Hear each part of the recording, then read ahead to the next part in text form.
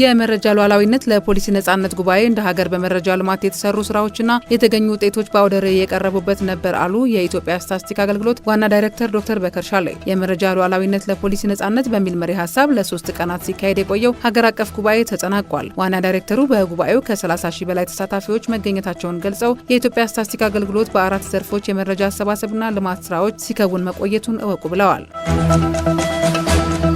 ባለፉት 10 ወራት 236415 ቶን የሆርቲካልቸር ምርት ወደ ውጭ በመላክ 408.2 ሚሊዮን ዶላር ገቢ ተገኝቷል አሉ የግብርና ሚኒስትር አዲሱ አረጋ።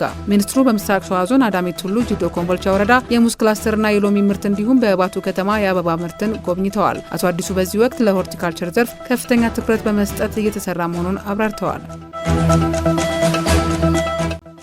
የኢትዮጵያ ብሔራዊ ምርጫ ቦርድ በምርጫ ወቅት በሴቶች ላይ የሚደርሰውን ጾታዊ ጥቃት ለመከላከል ለመመዝገብና ተገቢው ምላሽ ለመስጠት የሚያስችል መደበኛ የአሰራር ስርዓት ሰነድ አጸደቀ። በአይነቱ የመጀመሪያ የሆነው ይህ ሰነድ ጥቃቱ ሲከሰት ፈጣን ምላሽ ለመስጠትና የባለድርሻ አካላትን ኃላፊነት በግልጽ ለመለየት ታስቦ የተዘጋጀ መሆኑ ተገልጿል። የቦርዱ ሰብሳቢ ሜላተወርቅ ኃይሉ እንዳሉት ሰነዱ በምርጫ ወቅት የሴቶችን ደህንነት፣ ክብር፣ እኩልነትና ተሳትፎ ለማረጋገጥ የተዘጋጀ ትልቅ የቁርጠኝነት ማሳያ ነው።